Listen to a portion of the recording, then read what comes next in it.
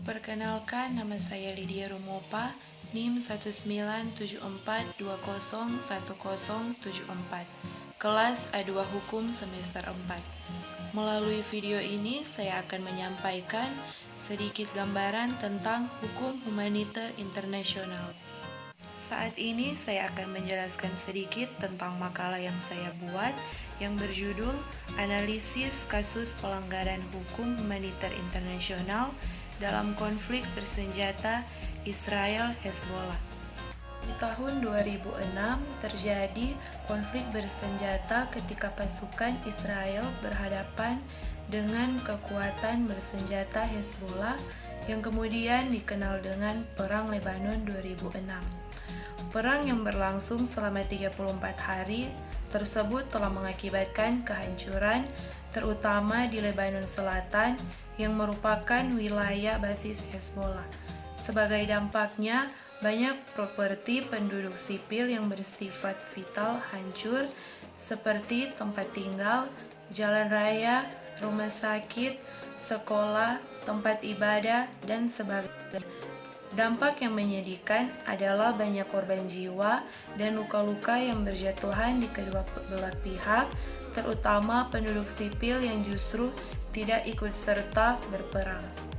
Secara akademik, terdapat ambiguitas mengenai jenis konflik bersenjata antara Israel dan Hezbollah. Konflik ini tidaklah dapat secara tegas dikualifikasikan sebagai konflik bersenjata internasional oleh karena di satu sisi Israel merupakan negara sedangkan Hezbollah di sisi lain bukanlah suatu negara. Konflik ini juga tidak dapat digolongkan ke dalam konflik bersenjata non-internasional karena Hezbollah bukanlah pemberontak di dalam negara Israel. Dalam hal ini, ada pendapat yang mengkualifikasikan Perang Lebanon 2006 sebagai suatu perang asimetris atau asymmetrical war or conflict, yang mana berdasarkan kualifikasi ini, para pihak yang berperang adalah negara melawan suatu entitas bukan negara.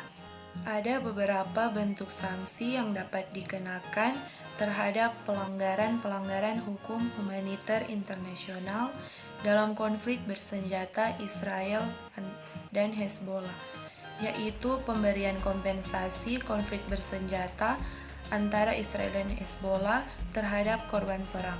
Kemudian ada pula sanksi implisit yang dikeluarkan oleh Dewan Keamanan PBB yang tertuang di dalam resolusi 1701 untuk menindaklanjuti konflik yang terjadi antara Israel dan Hezbollah. Mengenai mekanisme penegakan, menurut pendapat penulis, pemberi sanksi kepada para pihak yang melanggar hukum humaniter internasional dalam Perang Lebanon 2006 lebih tepat dilakukan melalui proses peradilan nasional. Manfaat mempelajari hukum humaniter internasional adalah untuk memberikan perlindungan terhadap kombatan maupun penduduk sipil dari penderitaan yang tidak perlu, menjamin hukum yang sangat fundamental bagi mereka yang jatuh ke tangan musuh. Demikian video dari saya, kiranya bisa bermanfaat bagi kita semua. Terima kasih. Saat ini saya sebagai mahasiswa aktif di Universitas Pembangunan Indonesia mau mengajak kepada teman-teman yang baru lulus SMA atau SMK untuk mendaftarkan diri di Universitas Pembangunan Indonesia. Terlebih khusus bergabung bersama kami Fakultas Hukum Universitas Pembangunan Indonesia.